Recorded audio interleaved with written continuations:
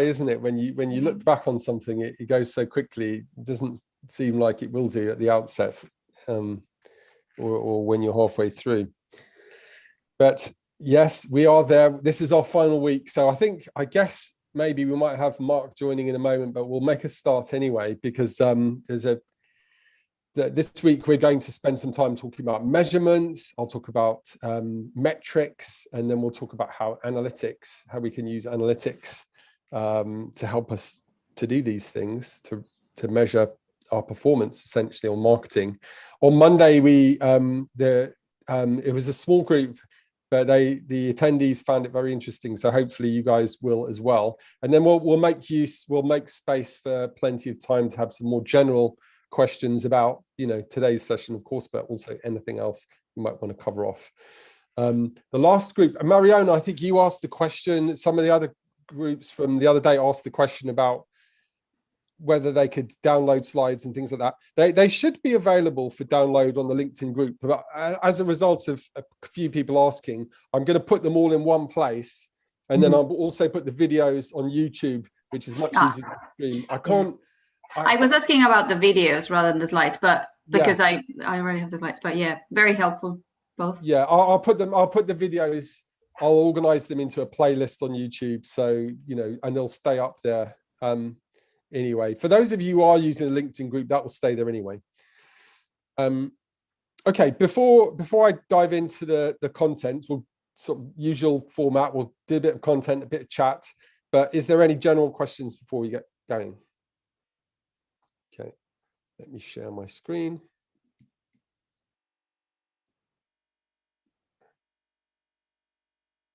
Okay.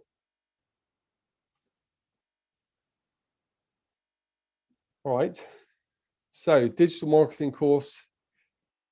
This is part 7. Obviously, it's week 8, part 7, but this was always going to be the final part anyway. We were going to use the last week to have a general chat, so we'll be able to do both things today.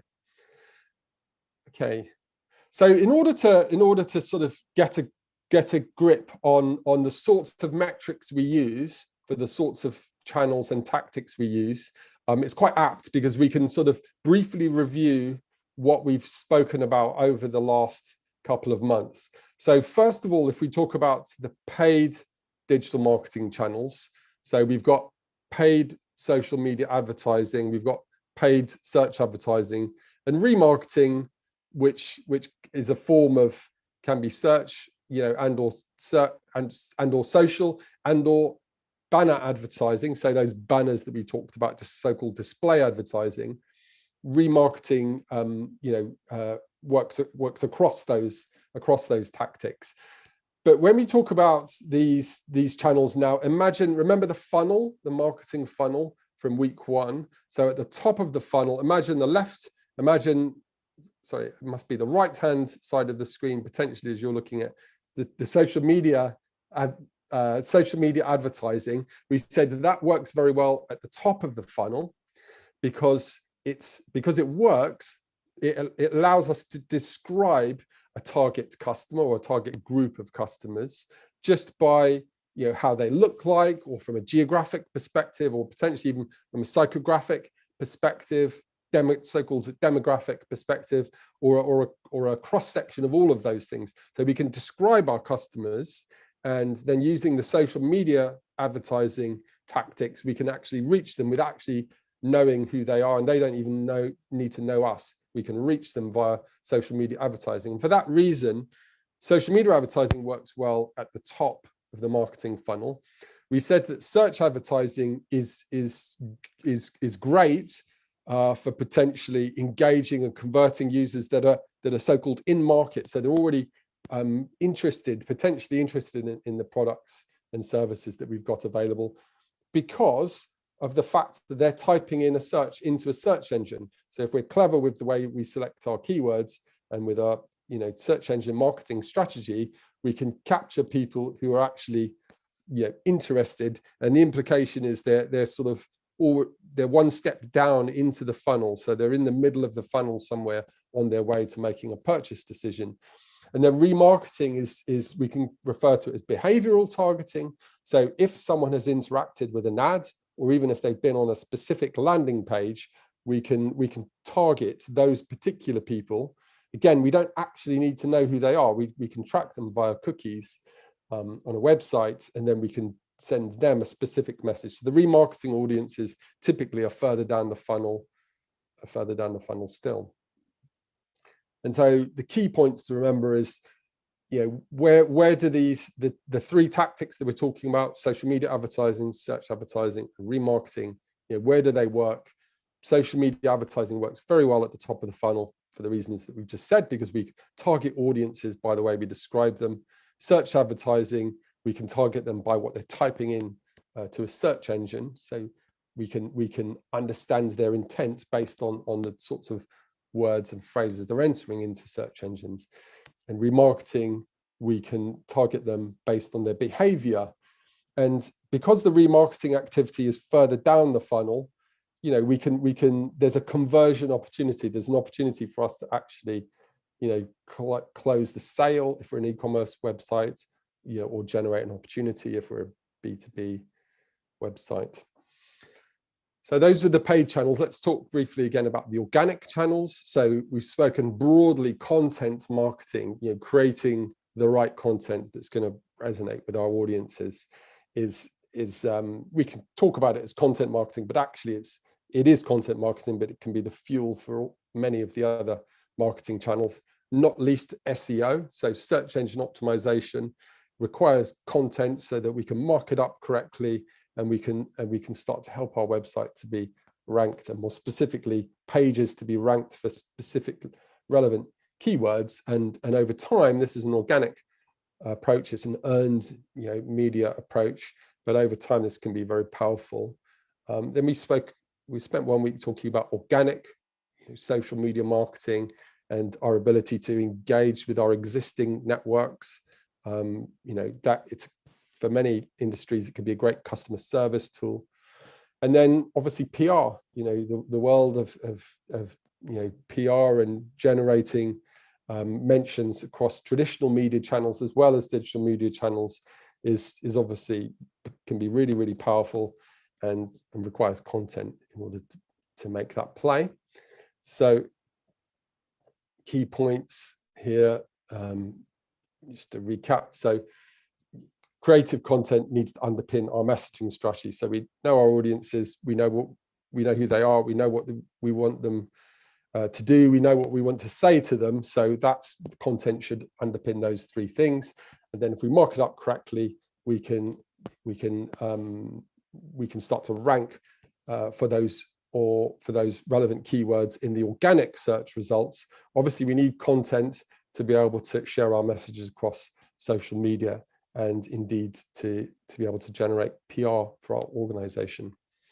And so the most important thing when we talk about all of these channels is that we should remember that the customer journey is multi-channel. There are a number of steps that a customer would take before they purchase our products or engage us. And therefore, all of these different, or some or all of these different channels are going to play a role in that journey. And because of the nature of the way these channels work, some of them play a better role at the top of the funnel, creating awareness. Some of them create a better role at working in the middle of the funnel, creating engagement. And some of them work best for converting already engaged customers into either actual customers or highly qualified opportunities or sales leads. So in order to work out the ROI, we need, of a particular channel, we need to know where it's working. And so that brings us on then to metrics. So again, imagine this side of the screen, so the reach side of the screen, that's the top of our funnel. And as we move from reach through engagement, through conversion, through to acquisition, that's moving down through the funnel. So at the top of the funnel, when we're trying to measure awareness, typically with awareness, we want to reach the right people, but we want to reach lots of them. Remember the shape of a funnel, it's wider at the top and thinner at the bottom. So at the top, we do typically, normally want to reach large numbers of people, albeit, we want to be targeted in the way that we do that. So reaching lots of people is great, but an unlimited budget, we can reach the whole world. So obviously we need a metric that measures the quality of our reach, and that is the cost per impression. So we want to reach people, but we want to reach it at an optimal cost. Typically with engagement, it's not the only way to measure it, but a classic way of measuring engagement is clicks.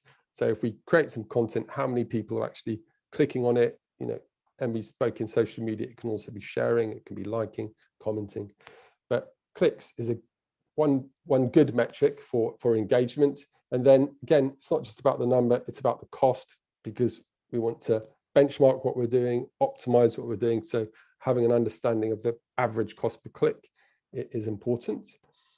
When we talk about conversion, and in a moment, we're going to talk about how analytics works, measuring what someone actually does on a website, and more to the point, measuring activity that implies that they have converted.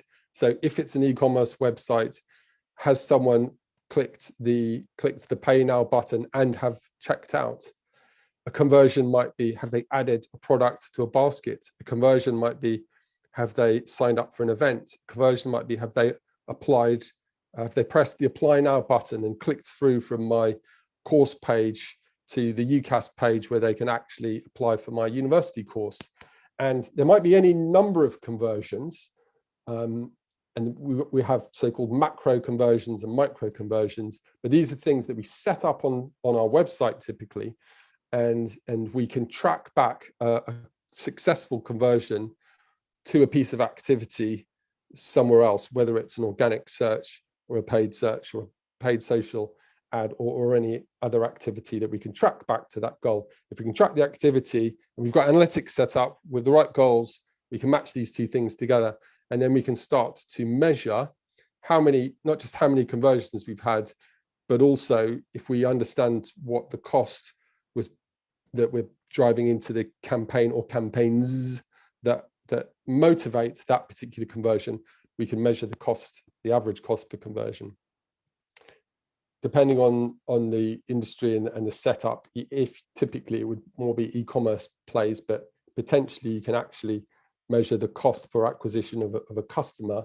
And in some cases with e-commerce platforms, they're measuring average basket value and things like that. So those are the metrics. I'm going to go through an example which will hopefully sort of cement some of what we're saying here, but do shout out if there are any questions, particularly on this measurement example, because I'm just about to show some numbers now, and I know it's 5 o'clock in the afternoon, so please you don't have to follow everything to the nth degree, but the key points, make sure you follow these, and do shout out if you don't.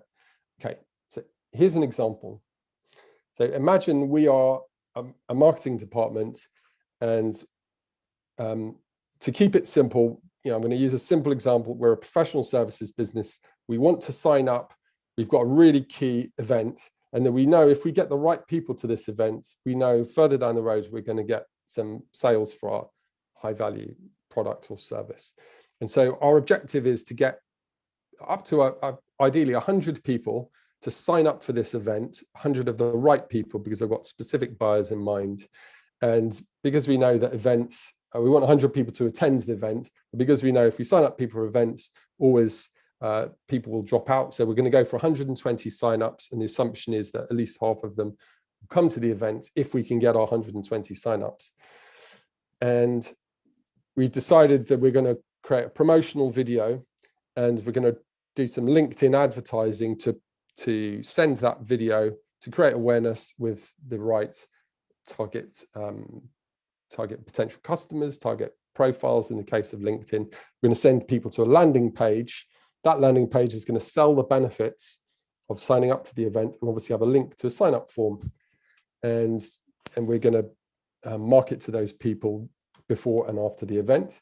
So we've said that our strategy for this closed campaign, and the question came up on Monday, so let me clarify now. We're talking now about a closed campaign so that we can discuss the sorts of metrics that we would use to measure the sorts of tactics to measure, and then we can look at the campaign as a whole. Normally, we would want to apply this to everything that we're doing in our marketing. So all of the campaigns that we're running, in an ideal world, we could have a holistic look at everything. Obviously, most marketing strategies, certainly everyone here, there's a lot to them. So for the purposes of today, we're just going to talk about this narrow example. So we're saying that the awareness is the LinkedIn video ads, and we're also going to run Google AdWords.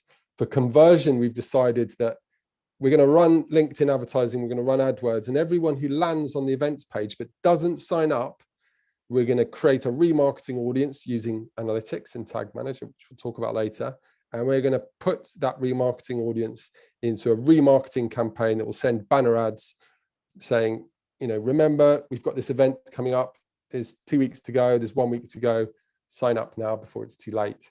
So that's going to be the conversion focused activity, is going to be the remarketing campaign.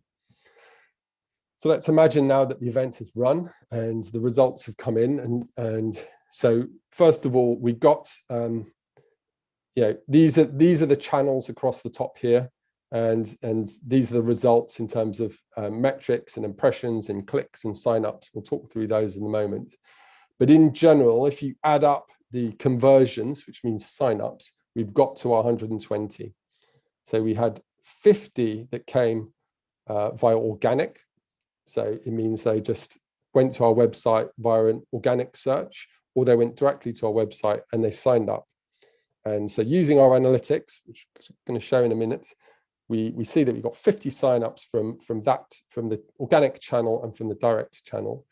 From the remarketing campaign, we got 50 signups. From the AdWords campaign, we got 10 direct signups.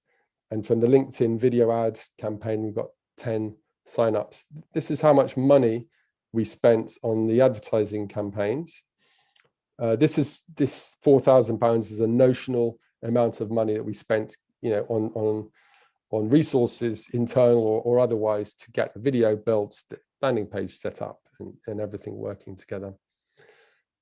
Okay, and here's the number of engagements, and here's the reach.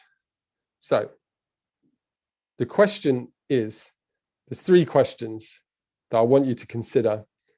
The first is, what is the overall cost per sign up? So that's important because we've come up with a strategy. Well, first of all, we've got an objective. We want to get some new customers in the door. And the proposed way that we've decided to do is we're going to run an event. So we're going to get the right people to the event. We've spent £24,000 and we've got 120 people signed up for the event. So the cost per sign up, which is a good benchmark to start with, on average across all of the channels, is £200 per sign up. So that's important, because if this is a strategy that we're going to run every year or every quarter, we now know, assuming this is the first time we've done it, what it costs us to get someone signed up. So we know that we can spend £200 using this type of strategy to get, we can spend, I beg your pardon, £24,000, and we'll get 120 signups. That's 200 sign up. So the next time we run this event, we've got a benchmark for what good looks like. Again, what we don't know, because of the nature of this business, is how many of those signups will turn up to the event. We assumed it's between 60 and 100. We also don't know how many of them will end up being highly qualified opportunities and ultimately sales. Presumably, hopefully, we will know that further down the line if we use our CRM to track that activity. And so eventually, we might be able to work out a cost per acquisition. At the moment, we can't do that because we don't have enough data. So the next question is, what is the cost per sign up for each channel, and then which is the best channel? So in a moment, I'm going to ask, I won't pick on anyone, but I'll ask an open question: which is the best channel? And we'll go back to the data now. I'll just talk about the cost per sign up first. So 10 signups from the LinkedIn video, £10,000. 10,000 divided by 10 is £1,000. So the average across all of them was £200. The LinkedIn video ads is £1,000 per sign up. So these are sign ups that happen directly as a result of watching that video. AdWords, 5,010 divided by 10 is £500.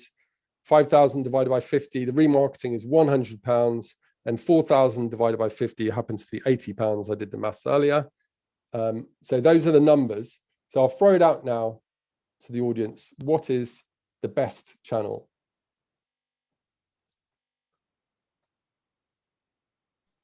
Is it the organic? Yeah. No. So the clue is it's a trick question, but objectively, Stefania, you're right. But it's the reason it's a trick question. I'll give you a clue here. All of these channels work together, and more specifically, why did the remarketing work? Let's park organic for a moment. How did the remarketing work? Because you'd captured them before with the other strategies. Otherwise, they wouldn't even have found out that you existed. Exactly that. So Stefania, you get that right. So the AdWords and LinkedIn sent people to the page. Remarketing works by saying all of these people, and we had 2,000 people who landed on the page, but of those 2,000, only 20 signed up directly. That's a direct conversion. But the assumption is that we remarketed to those 1,980 people that didn't sign up directly. And what we're saying is, because of the nature of remarketing, it's a very specific audience. These 50 signups almost certainly came from because of these clicks in this particular scenario. Does that bit make sense to Stefania, but also to everyone else? So then what about the organic? So the question is, where did the 50 organic signups come from?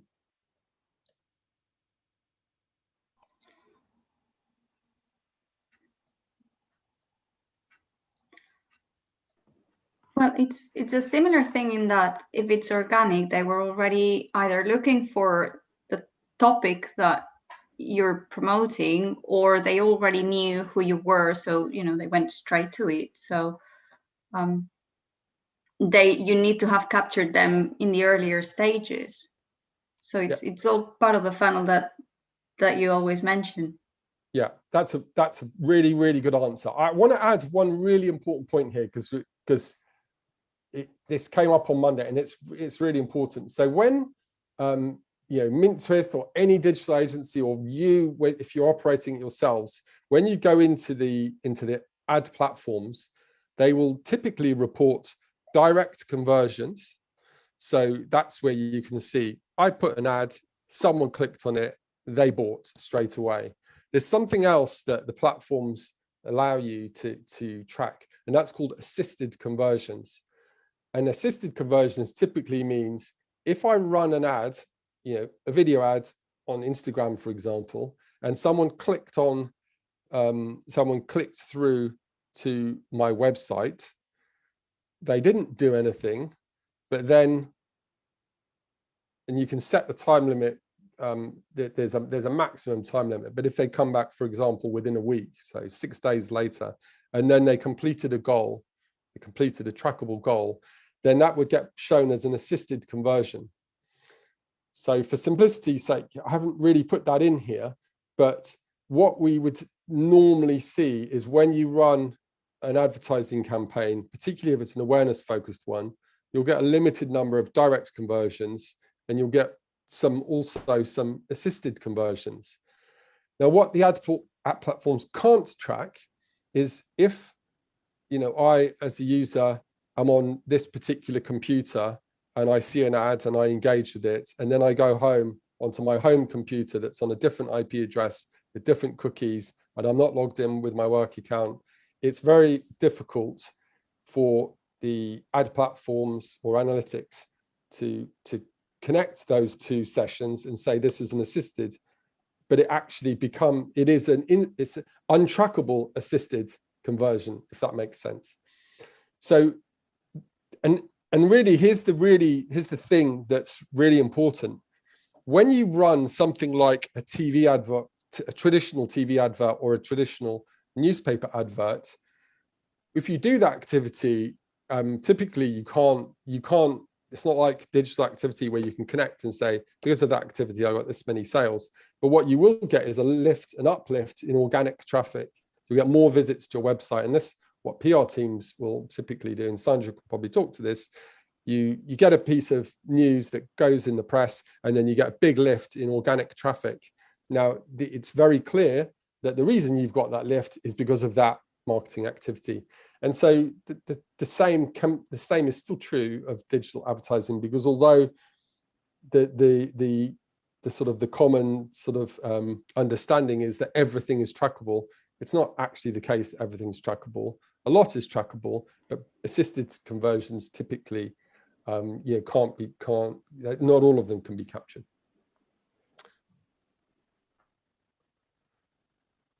So the real answer to the question around what's the best channel is that there is no best channel unless we get much more information. What we really want to do is dig into the remarketing activity and understand, if we can, where did that remarketing audience come from? And then we might be able to say, well, actually the LinkedIn video was better, built 80% of the remarketing audience, and AdWords built 20%, or vice versa. And then we might be able to say, well, LinkedIn is better for awareness, or AdWords is better, or or both of them work equally well.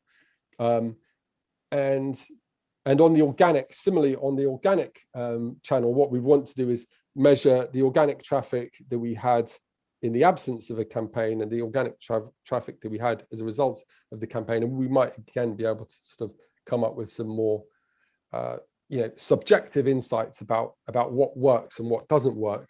So broadly, this campaign has worked in the sense that it's completed the objective, but really what we want to do is draw some insights based on digging further into the data, react to those insights the next time we run the campaign, and then we will have some more clear idea about what works and what doesn't work. Okay. To summarize then, so the conversion path the idea was the first touch was going to be the Google Ads and the LinkedIn. And although we got some direct conversions there, we got 10 and we got 10, because of the nature of, particularly if it's an event, we might be targeting someone who might want one of their colleagues to go to the event instead of themselves. We might be targeting someone who doesn't know if they're free or not at that particular time. Moreover, if you reach someone with a message, typically you've created awareness, but you need another touch, or that at least they would need more time before they are going to decide that they're going to make the next step and actually find out more, firstly, probably, and then ultimately, hopefully sign up. So we need that second touch, and using remarketing, we can amplify that possible second touch. And then the third touch is actually getting people to convert. And as we've seen, that they can come back via organic channels. It might even be that they were touched with a LinkedIn ad, touched with a Google ad, and touched with a remarketing ad, but still they came back of their own volition with an organic search and converted, a bit further down the line. So just bear with me. There's just this last slide on metrics, and then we'll break out and have a proper conversation. So the KPI. So the point is, because LinkedIn and AdWords are there not necessarily to win the conversion, but they are there to create the awareness. We've got to use the appropriate KPIs. So this goes back to the metric. So if you're trying to create awareness, as we mentioned at the start, typically we're trying to create reach, and then what's the average cost per reach? So the typical way of talking about this is CPM. So it's cost per 1,000 impressions. So we had 500,000 impressions here. It cost us £10,000. So that's £20. That equates to £20 per 1,000 impressions. So whatever we thought about this LinkedIn activity in terms of its ability to generate a remarketing audience, we know that that's a benchmark number for creating awareness with that particular audience group. So those job titles that we're interested in. So that is a benchmark for the next time we run any similar activity. AdWords, obviously it works quite differently. And with AdWords, we're trying to create actual engagement. We want someone to actually click on our advert and go to a page. That's the point of AdWords. So we wouldn't use impressions here. We would use the clicks. Clicks is the important thing for this type of channel. And we got 2.5, sorry, there's an extra zero there. That should be 2,500 clicks. So 5,000 divided by 2,500, it's about £2 per click. And again, by itself, that gives us some information, but really this is about comparison. So the next time we run a similar campaign, targeting similar keywords and similar geographies, that's our benchmark number. Remarketing, as we mentioned, the job of remarketing is to get the conversion. So we don't really care about the clicks. We want the conversions, the actual sign-ups, to be as high as possible. So in this case, we would track a cost per conversion. So 5,000 divided by 50 is £100 £100 per conversion per sign up. The organic channel. So if you remember in week 2, when we were talking about web pages and content marketing, we spoke about conversion rate. So if 100 people land on a event sign up page, the most important thing we want people to do on that page is sign up. So if 2.5 people per 100 sign up, that's a conversion rate percentage of 2.5%, which is kind of average for across any industry, and that's our benchmark for that particular page. And so when we run this campaign, assuming we run this campaign next quarter or next year, here's our benchmarks for us to sort of achieve and overtake. Okay, I've spoken a lot and I've thrown a lot at you, so let's ask a nice easy question, or preferably any questions you want to throw at me. I won't pick on anyone, so let's keep it open, and I'll stop sharing for a while. I can start. Okay, go for it. Oh, sorry. No, I'm happy for someone else to start. It is super important, and most recently it became even more important because of ROI and in our current budget review and how we can get for next year, blah, blah, blah. The stakeholders and the board, they want to see what's actually happening with the money, obviously. And we have to measure basically everything, but it's very hard. And Elliot, we are doing all these things, cost per lead. We know how many leads we need in order to generate the amount of applications we need in order to have our enrollments. And we also know cost per lead, etc. But it's really the difficult thing, and where I'm stuck is this assisted leads, the organic one. How can we prove that in a way? But because, as you said, not everything is trackable. And at some point, like 1 year ago, we had a theory: 1 paid lead gives us 2 organic leads.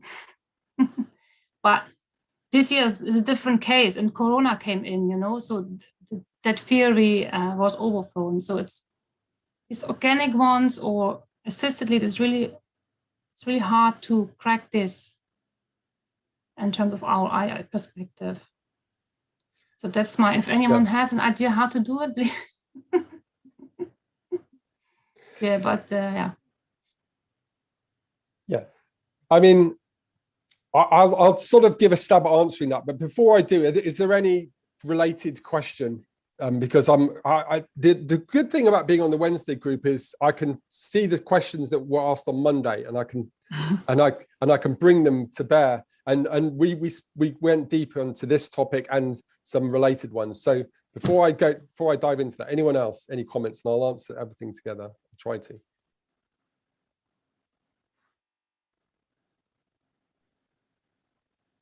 Okay.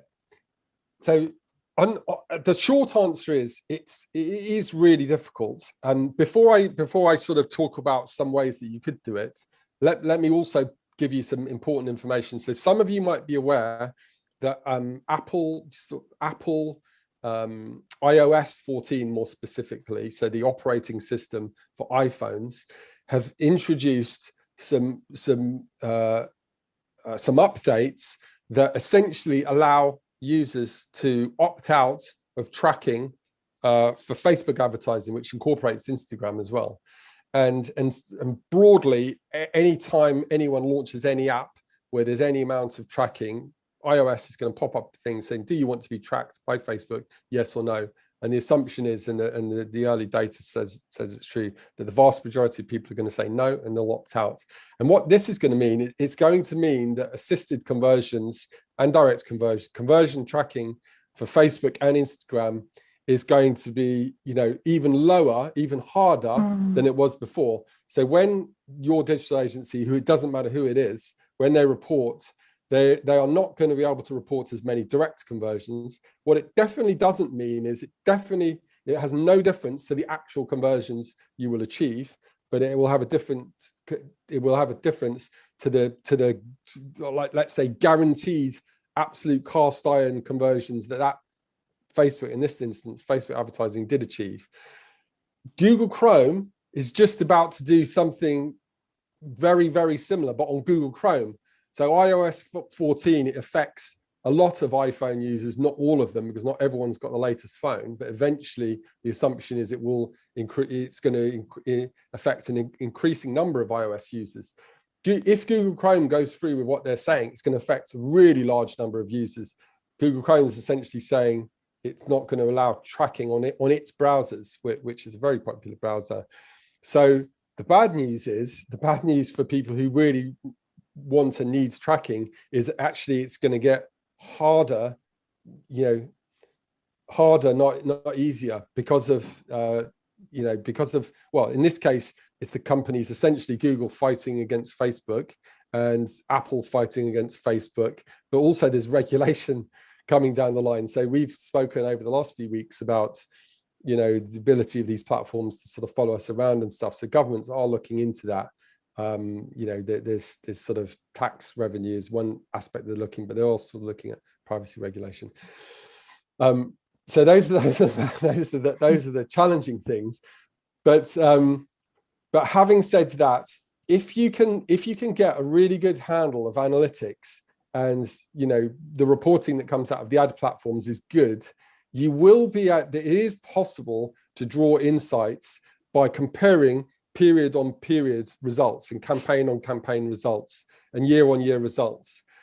And the good news it was good news for the people on Monday, and hopefully it's good news for here. It's like, and actually, even though I'm a digital marketing person, I would be really happy to see this, because there's been this like avalanche of people moving, like dumping all of their offline activity and going into digital. And I do think that some of these changes are going to temper some of that, because part of that avalanche, not all of it, but part of it was it's very clear to me, if I put £1,000 into digital, I get £3,000 out. And that's, obviously any finance director is going to sign that kind of thing off. It's a no-brainer. But it doesn't mean that if you put, £3,000 into a traditional, billboard, maybe you get £3,000 out of that, or maybe as an awareness play, maybe there's a really, really strong part for that. Or, if I can get my story into the relevant, traditional press, what kind of awareness uplift does that give me? So because I think it's going to sort of level the playing fields somewhat. But in terms of measurement, in the next section, we're going to talk about analytics, and Google Analytics will, if we sort of can get reasonably comfortable with using it, can go a long way to helping us and having comparable sets of data. That's the best answer I can give at the moment, Alice. I don't think it's necessarily exactly what you wanted to hear, but it's the best one for now. That's okay. Okay. How important is measurement for other people? I just want to get a quick handle. And how much do you do at the moment? Hannah, I saw you unmute yourself. Yeah, I think us, we're very much in a corporate environment and have a history of that, certainly in the UK. So, with us, any budget, anything that's going to be spent, we have to have the full paper around that to explain the rationale, to explain the background, to explain the risks that we've considered. And essentially, we wouldn't get sign off on it unless we could predict what that return would be. So yeah, really important for us. And I think it's a really interesting point that you mentioned just then, Elliot, about actually it being harder for us to be able to prove those conversions and those assisted conversions in particular. So it's really interesting just sort of thinking ahead as to how we'll do it with Kinto Join. And I think we might have some challenges in that respect, not being able to necessarily get the right measurements and the right data to support the case. I'll give you an example of what came up on Monday, because I think it's Noops, right? Remember Noops is the chocolate company. Most people here won't know them because they're on the Monday session, but they're going to send everyone, all of you, some vouchers for free hot chocolate, completely free hot chocolate, because she said she was going to do that again. So that will be coming in an email to everyone. But they said that they've got this thing. So they hired like an old kind of ice cream van that they were going to sort of drive around. I don't know it was going to move around that much, but it was they could park it in a place, buy a permit, sell some Noops hot chocolate via this ice cream van sort of thing. And it was as much about creating awareness around the brand than it was generating an ROI, because they were going to lose money on this activity. They would sell some hot chocolate, but hiring the license, hiring the van, getting a couple of people to sit in the van for whatever, how many weeks they were going to do it for, they're going to lose money. But it's all about how that van is going to eventually motivate people to know the brand, to recommend the brand to their friends, to buy the brand, to buy some more of the brand. And so, and then it sort of dawned on the group on Monday. And really, this is, I don't know how well I get my messages across, but the first part of this session was supposed to say that if you look at something either on a channel by channel perspective, or even worse, as a campaign only perspective, then you're very unlikely to get a decent understanding of ROI. Because just because a single campaign, or even more so a single channel, doesn't give you an ROI, it doesn't mean that it's not feeding in, assisting either, whether it's trackable or not, assisting to sort of later conversions.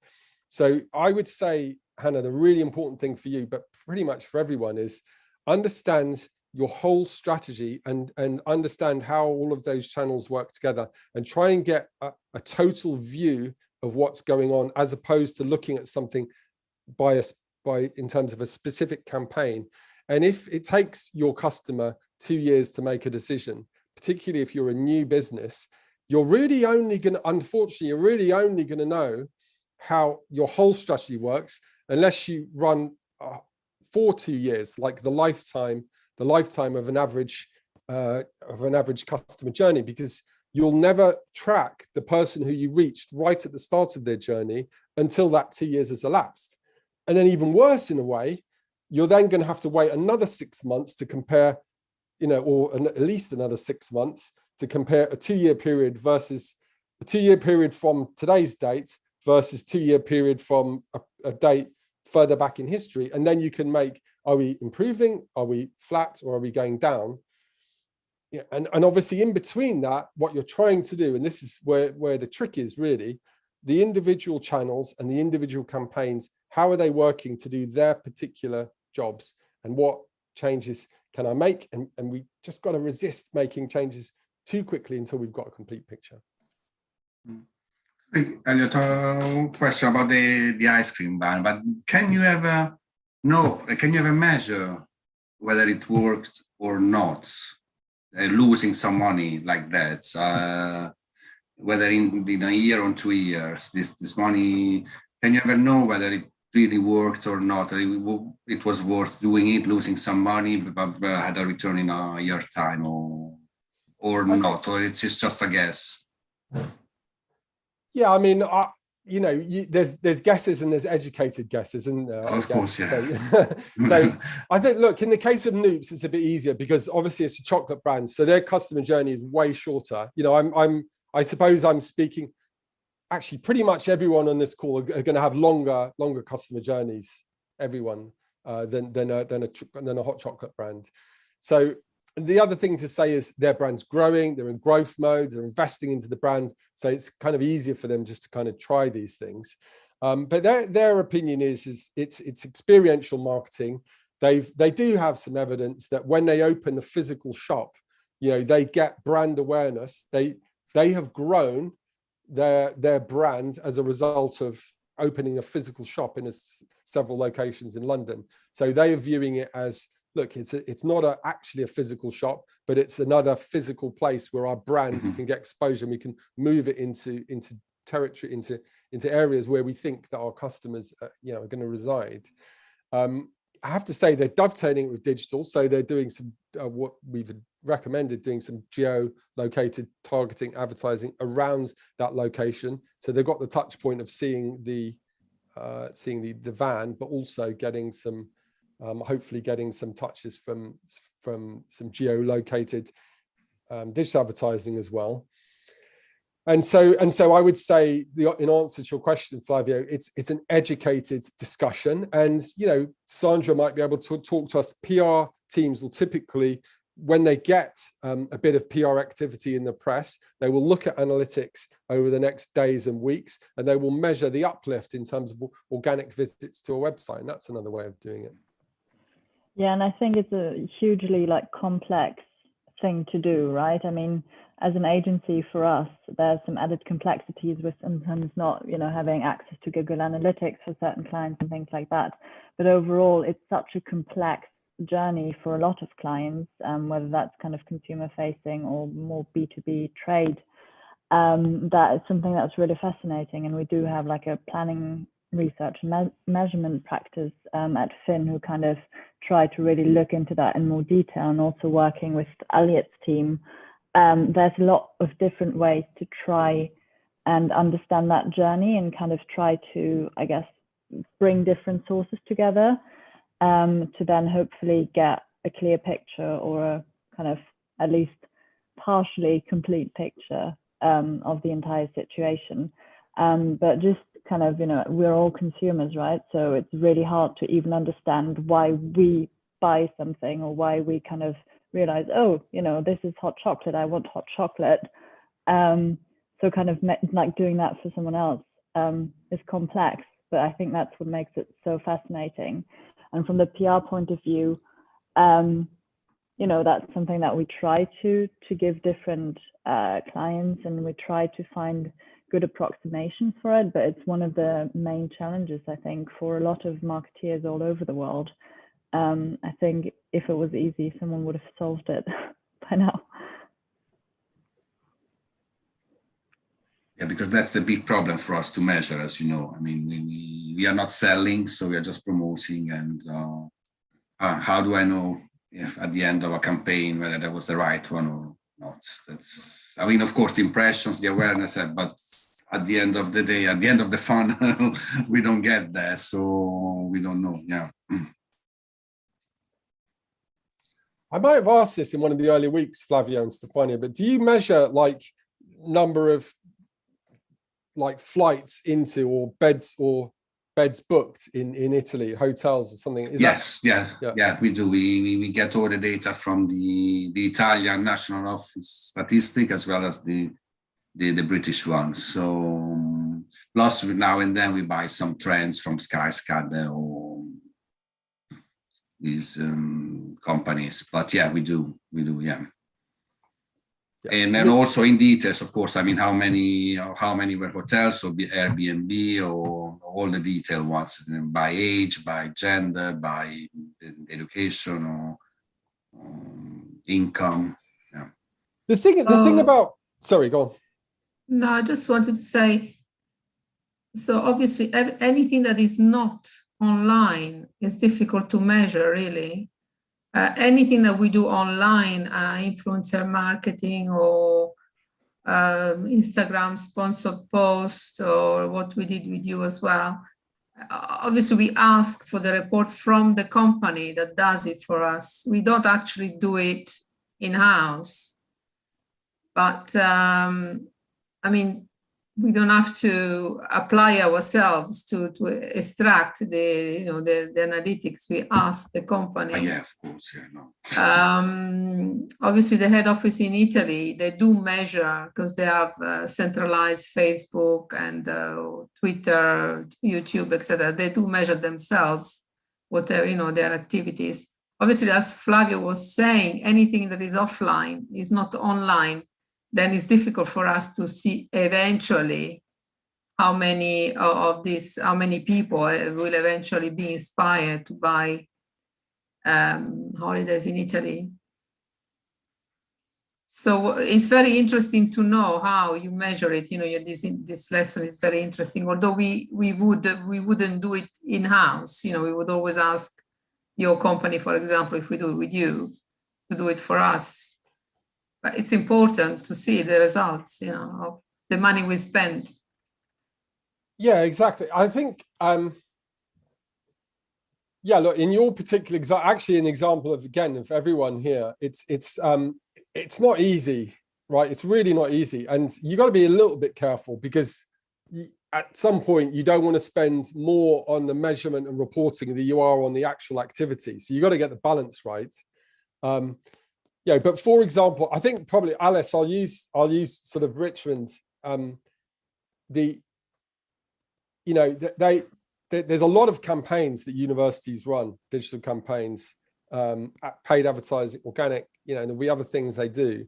But they've got this strategy that runs over, you know, ideally an 18-month period, always to get an intake every single year. If we're talking about undergraduates in a similar time of year, they will have to apply at a certain time, or, you know, make the final choice at a certain time.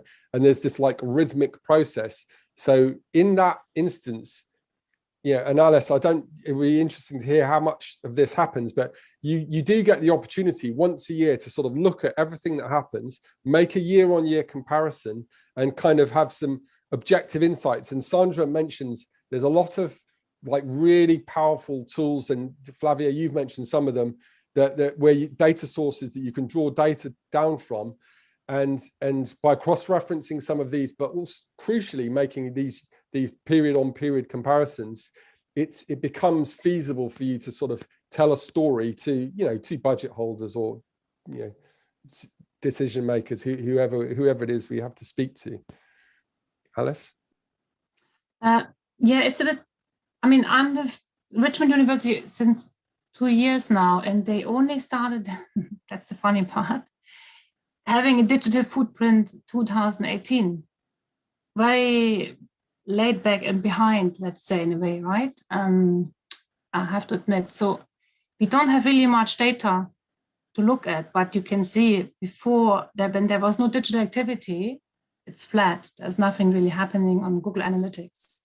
So the moment you switch on and you go online and you switch on the advertisement, you can see it just goes up.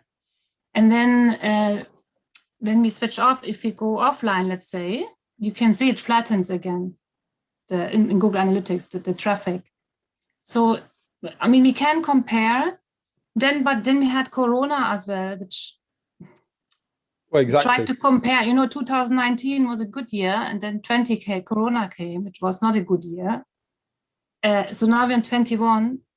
So it's even hard to now we're comparing back to 2019 in a way, because 2020 is an outlier somehow. So it's but yeah, sometimes we do even month to month, or when we know we have been offline, you can see it's very obvious. Once you run activities, you can see it's happening, you know, it is happening. We can't be offline anymore in a way. Yeah, well, hopefully the case for some online has been made by this course. If it would, you know, if yeah, no, that's good. That's all. But now we get there like this, because it's past 2 years, and our director, my line manager, she's very into, you know, cost per lead, cost per acquisition, digital. Then you have the recruitment channels as well, like the event channel and agent channels to justify everything. We've obviously worked with so many different organizations. There are many big organizations that actually have been running digital for quite some time, but many of them haven't had their analytics set up correctly. So they don't think that you're alone here, Alice. Okay. However, it's the case. It's kind of what we're saying here. It's very difficult to make accurate decisions unless you've got accurate data on which to base them. So until you do, you've kind of got to, it's like what we're saying to, like Flavia was saying, you kind of got to make an educated guess and, you know, pull your strategies together and just put your best foot forward and kind of commit to it if possible. Obviously, we can tweak, and we've been learning about that for the last 2 months, how to tweak these individual campaigns and maximize the chance that they work. But ideally, we will have data. And so the next component, the next part, I'll talk now about analytics. Alice, just before we go into it, Alice mentioned a really good point. The thing about Google Analytics, it only starts working when you turn it on. So if you don't have analytics on, you can't go back into the past. It starts when you turn it on. And the same goes for goals. So I'm going to talk about what goals are and what they mean, but a goal is probably ultimately the most valuable part of analytics, because it's what allows us to at least as far as we can see within our website, what is the most important thing we want a customer to do, and that's how we track them. So if we don't have the right goal set up, again, you can set it up tomorrow, but you can't look back at last week at what happened with that goal. Goals only start tracking data from the day you set them up. And I suppose what I wanted to say is there are lots of companies that have been doing digital for a long time, and lots of companies that have analytics up and running. I would say the vast majority of companies still don't have a really clear setup of analytics specifically around their goals, so that they can measure the holistic performance of certainly everything they're doing on digital, and drawing down on other data sources that Sandra was referring to, be able to approximate what the offline activity is doing as well, based on the activity in a website. Okay, I'll stop talking theoretically and just open up the slides, because that's probably better. Okay. So just so again, so I can get a handle, hands up if you haven't been inside Google Analytics. And on Monday, it was everyone. Stefania hasn't. Everyone else has. Oh, Flavio hasn't. Sandra has. Alice has. Mariona has. Hannah has. Okay. Just out of interest, Hannah, Mariona, Alice, Sandra, how well do you know analytics, or how often do you use it? Me, not well at all. I've been in it and I've tried to understand it a couple of times, but since I started working with you guys, I've left it all to you. The matter of time. I mean, it's been on my list to get properly trained for a bit, but just haven't. Alice? Same as Mariona. It's on my to-do list really. I only know surface level. Okay. I know what I'm looking at in terms of traffic, between the if I want to compare data sets, you know, a little bit. Okay. Look at the sources, but I'm not really satisfied with my knowledge. So it's like it's something I would like to know more about. Okay, cool. Hannah? Yeah, very much the same. I've sort of been in to have a look around, but I haven't really done much else with it. Okay, Sandra? Yeah, I kind of trained myself on it a few years ago. So this is like maybe 4 years ago, where I kind of did their courses, etc. So I've done like, I guess, I don't know what the basics are, but like things like, you know, setting up goals and things like that. So kind of, I think I've got a relatively like good working knowledge. Okay. But because I did this for B2B, it was never really looking at the kind of e-commerce side and linking it up in that way, if that makes sense. So that's no, it does make complete sense. So look, so I'll sort of go through. We're only going to scratch the surface here, so I'll go through basics, but also I'll talk at the end about some of the more detailed stuff and Tag Manager. But obviously, for those of you who know it, or for anyone, please do just ask. You know, if you've got specific questions, just ask it. Okay. So Google Analytics, the thing to know is, I'm going to show some screenshots in a minute. So for those of you who haven't seen it, we'll show some screenshots. It's a software system that is connected to our website, any intranet property, you know, via some code. So we can imagine it's a software system that's built by Google, I should say. So Google owns this software system. It's free to use, literally for everyone. Once it's connected to a website, it's going to start to track lots of things about how that website is used. Specifically, it's going to track, and I'm going to move to the next slide. It's going to track acquisition information. So what that means is it's going to tell us, how did people get to that website? Did they come from a Facebook ad? Did they come from Facebook organic? Did they come from a search engine? Did they come from a link from another website? Did they just type in, did they come directly by typing in the URL? Did they run an organic search and come? And it's going to give us a lot of detail, not just about where they came from, but specifically where. And if we're running something like advertising, when digital marketing people talk about tracking, there's tracking codes that will connect to advertising, and it would even tell us which particular ad did they come from, and obviously what day, what time, and all of that kind of stuff. It's anonymous. It's anonymous. So by itself, Google will not tell us that Joe Blogs came onto our website. It's just going to tell us that particular person. It's also going to tell us how they acted once they got onto that website. So once they're on there from wherever they came, what pages did they look at? How long did they spend on that site? It can tell us, as we'll see in the end, incredibly detailed information about what buttons they clicked on and how long they hovered over a picture, and so on and so forth. And those are called behavior reports. So there's acquisition reports, all about how people got to our site, behavior reports, all about how they acted when they were on the site. And then the idea of conversions is that if we set up goals, and we'll talk about them in a couple of slides time, then we can, and broadly speaking, as we mentioned a few times, the goal would be, I want someone to click on this apply now button.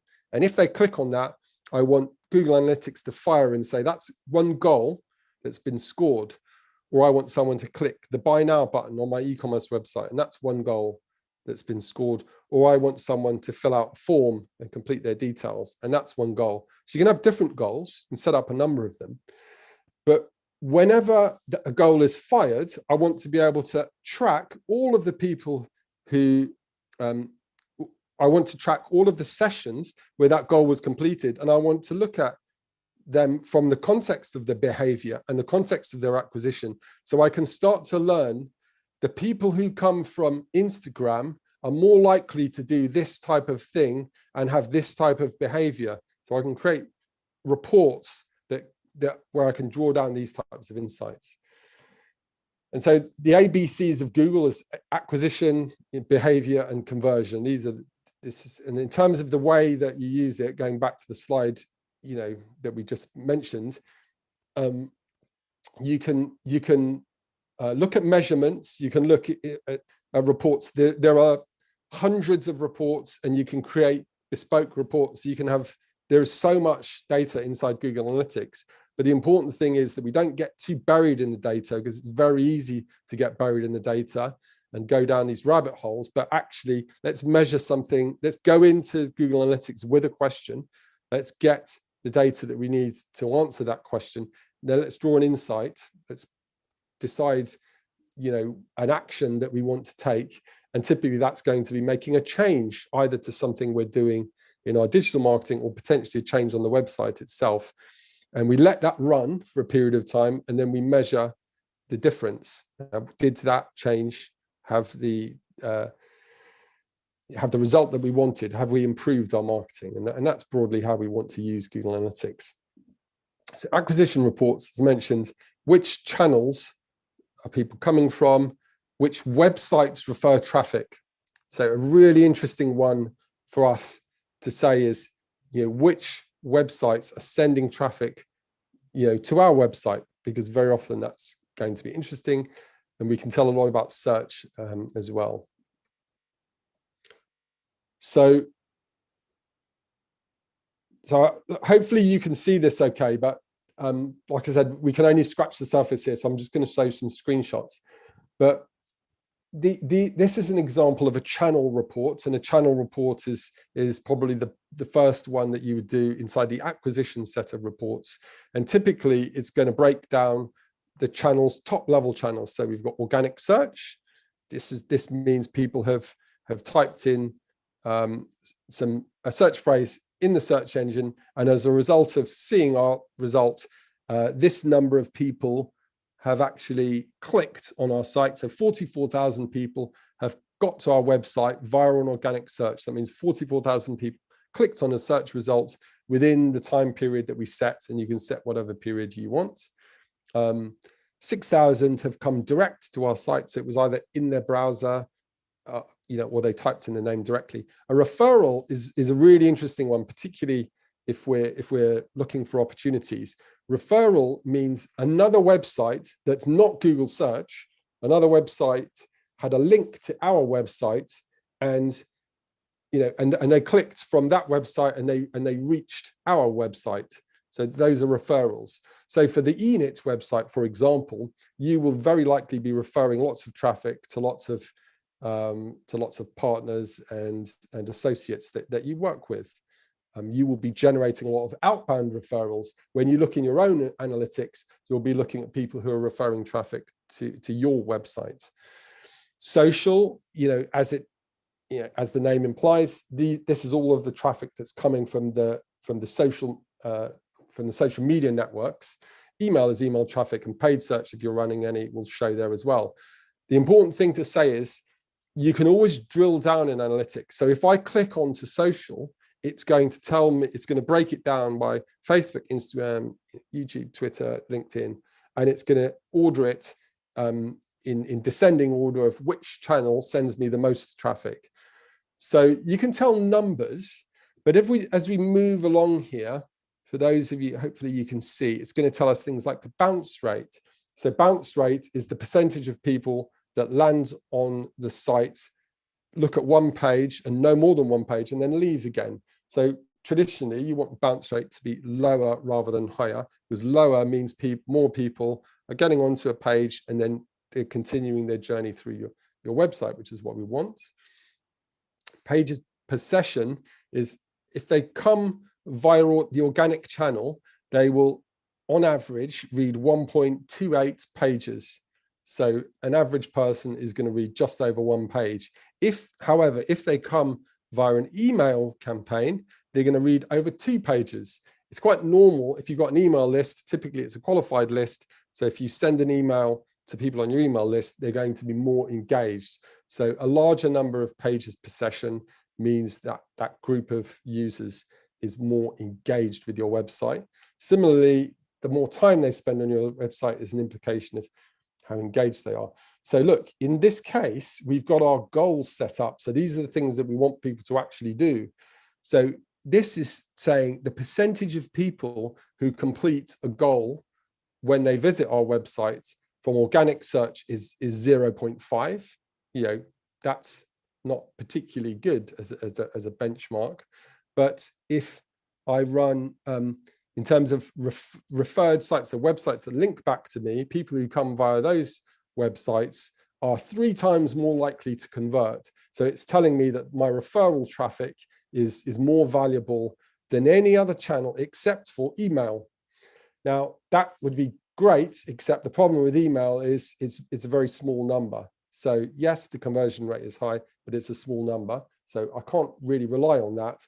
So if you were looking here at low-hanging opportunities for this particular client, I would click into this referral thing. I would look down and see which websites are referring traffic. And what you invariably find is, it's the 80-20 rule. There will be a handful of websites that are referring really valuable traffic to your website that is converting.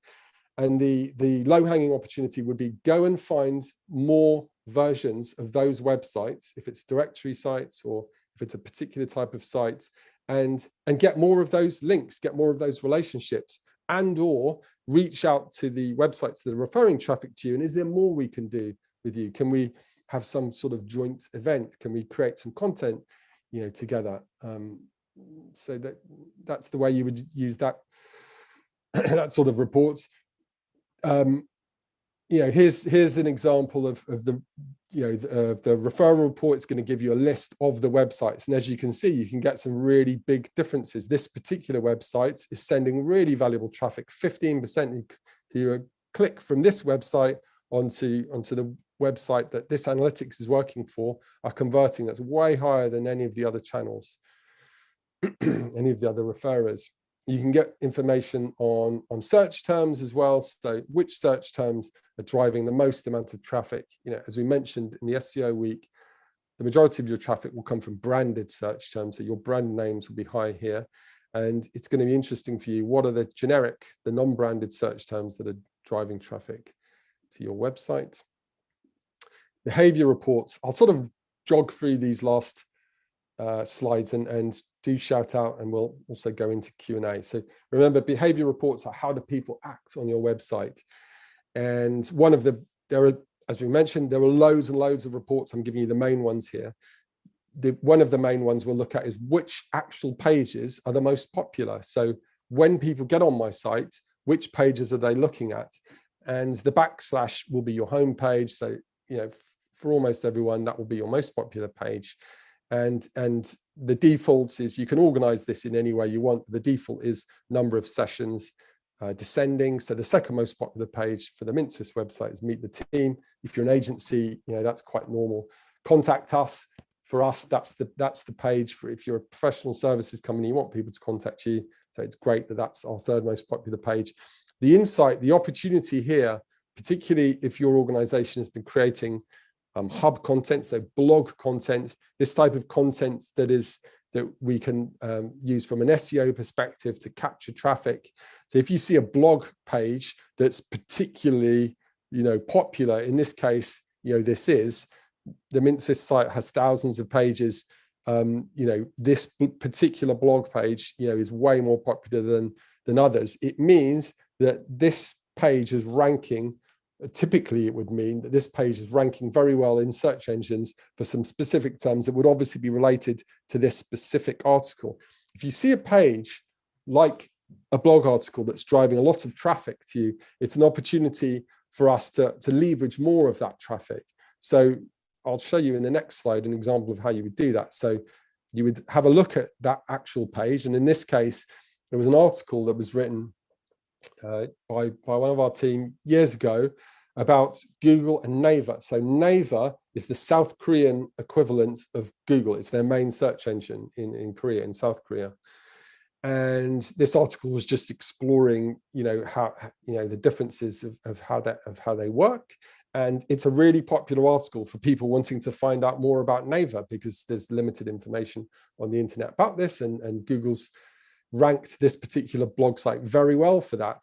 So what you would do is, you know, as we said, if you remember back to week 2, you create content that's going to be interesting for your audience, and you also want to mark it up so that it can rank for search. And if you get a real winner like this, where there's a lot of search traffic coming in, even more than you would expect, then you want to have a look at opportunities that you could use to leverage more of that traffic. So maybe we would want to write a new version of this article, a 2021 version of this article, and have a link at the top that says, want to read the latest version, click here. Or would you like to learn about how you can market to, how we can help you to market to customers or consumers, you know, in South Korea, or want to learn how you can advertise on Naver. And so put in some specific call to actions at the top of this article, knowing that there are a lot of people who are coming not to find out about Mint Twist, but to find out about Naver. It might be an opportunity for us to convert some of that traffic, or more specifically, engage some of that traffic, so that when they're ready to convert, we're actually, you know, in their list. Another 2 important reports that kind of work together is understanding entry pages. So how people actually get into your site. So most people will come in via the home page. If you've got your SEO working properly, then there will be other entry points, because you'll have individual pages ranking in search results, and people will be coming in via those pages. So for the reasons we just discussed, knowing which of the popular entry pages, you know, is important, so that we can engage that traffic. But potentially, depending on the nature of the page, we just want the right content that's available to people who are landing on our website for the first time. In most instances, our homepage will make it clear where people can go. If we've got another page where a lot of people are coming in, we might want to think about how we can make some adjustments to that page to welcome people into our website. Similarly, exit pages. So where are people leaving? We exit pages that are good exit pages. So, you know, if you're Alice and someone's on a course page and they click the apply now button and they go off to an application portal, that's a good page. We want people to leave from there. If you're professional services, you want people to leave on contact us. But there will be pages where you don't necessarily want people to leave. And if you've got large numbers or abnormally large numbers of exits from those types of pages, you might want to think about reorganizing that content so that we can entice people not to leave, at least in such large numbers, relatively large numbers. So the final thing I want to talk about is alongside, so Google Analytics, there's a lot to it, as I mentioned, but in terms of goals, there's a limited number of goals you can actually have in analytics. I believe it's 20. It was 20. It is 20 unless something's changed very recently. So for complex websites, in fact, going forward for many websites, there's way more things that you would potentially want to track, certainly if you're running a lot of advertising. And so in order to do that, there's a system called Google Tag Manager. And Google Tag Manager goes alongside analytics. It's been developed more recently, and it allows way more detailed and specific and, you know, and nuanced targeting to happen. And so it connects to your website and to analytics in a very similar way. And very broadly, it's going to map every single element, element, which means a button, it means a piece of text, it means an image, it means a video, literally all of the things that make up your website. If we want to, we can put a tag on something really specific and say, Tag Manager, I want you to listen or look at what is happening to that particular element. So oftentimes it would be a button. So if I want someone to track a specific button click, I can put a tag on that button and say, track that button. And this allows us to be, you know, much more nuanced about how we track activities and once, or behavior rather, on a website. And once you've got Tag Manager set up, you can create goals that relate to specific tags. So the things it can check are button clicks is a very obvious one, but it can also, it's also sensitive to the time it's taken. So if someone's hovering over an image, it can track that. And if someone hovers over an image for a certain period of time, you can have an event fired that would be potentially tracked as a goal in analytics. If someone moves towards an X button, if they're going to close down the window, you can trigger an event and have some sort of activity happening off the back of that. So you can get really, really specific with Google Tag Manager. I'm conscious we haven't got too much time, so rather than me talk anymore, I want to open it up to the floor. You can ask any questions about, obviously, Google, what we've just been talking about, but moreover, anything, because I'm very sad to say this is the last week and we're in the last minutes of the last week. So I'll open it to the floor.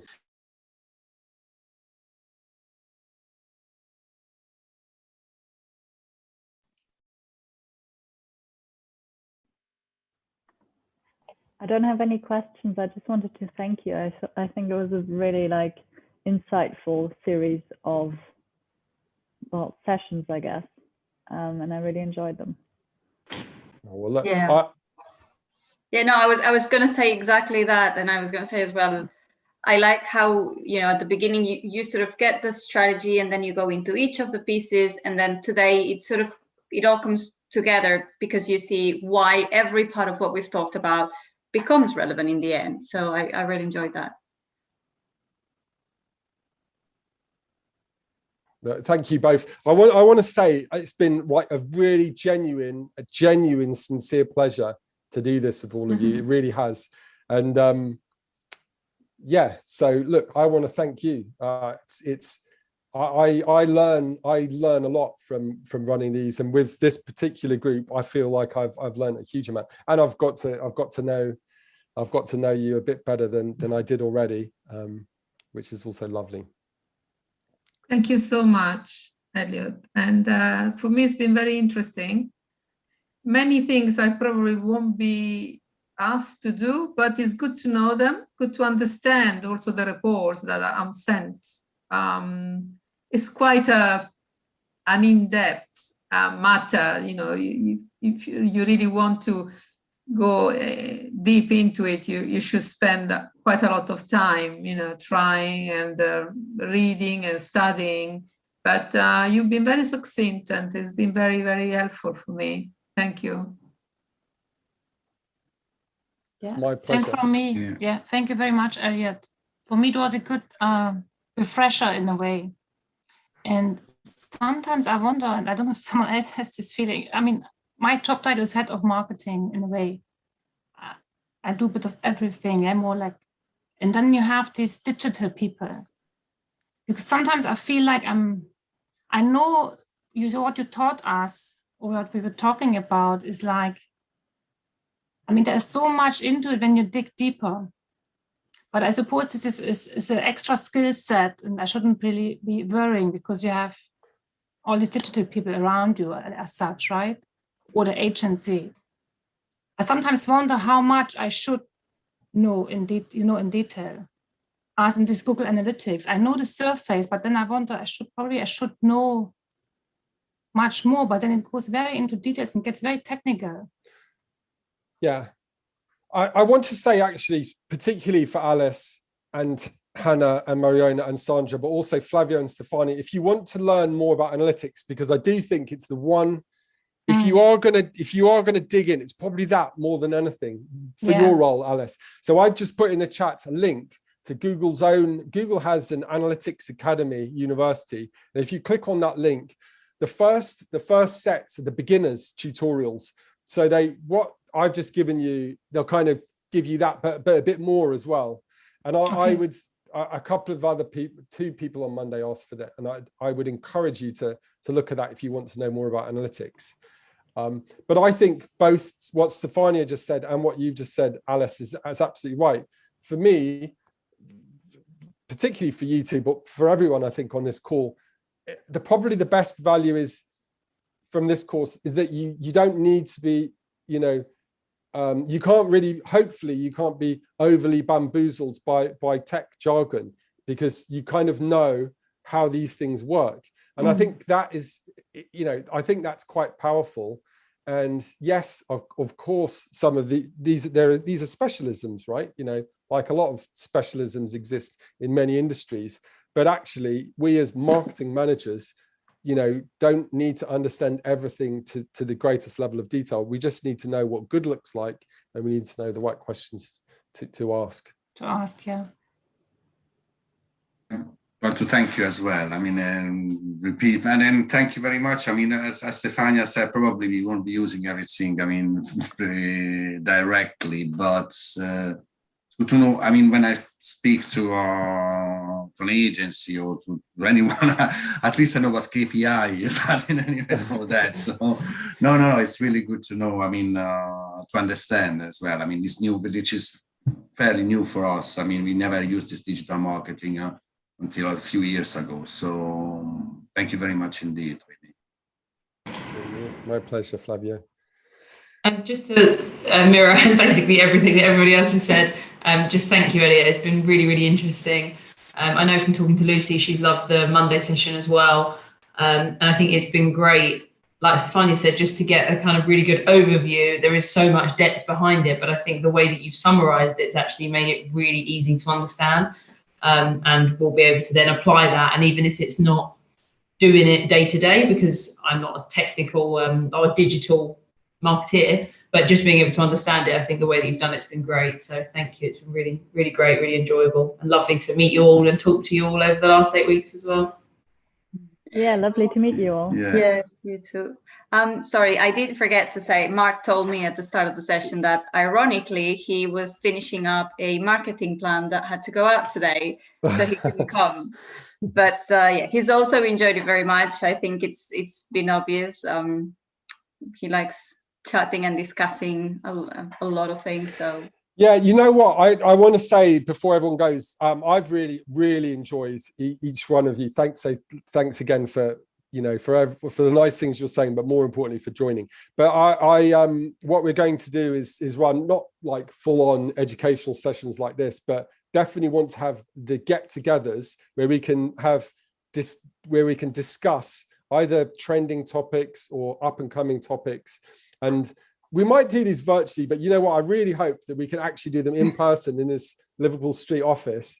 And I'm really, really hoping that we can maybe do a special one where all of us can get to meet, you know, in person, because, you know, not all of you, but some of you, half of you, I haven't actually met in person, which is bizarre. So I'm really hoping that we get to do that soon. See real people, real food. Yeah. So we will be doing that as soon as obviously we're allowed to, and you know, so do look out for some invites from me. And look, the final thing to say is I will follow up with an email to everyone that kind of collates everything, and I'll put it in a document drive somewhere, and I'll put links to the videos. Bear with me, that might be next week with that, but obviously either now or next week or next year or in 5 years time, whenever you want to have a question, please just email me or LinkedIn me, and it will always be my pleasure to help if I possibly can. Thanks, Elliot. That's very generous. Thank you, everyone. And I hope to meet you soon. Hopefully, like lockdown does end of June, and then we can all meet. Yeah. Happy Easter to everybody. Happy Easter. Bye. Bye. Bye.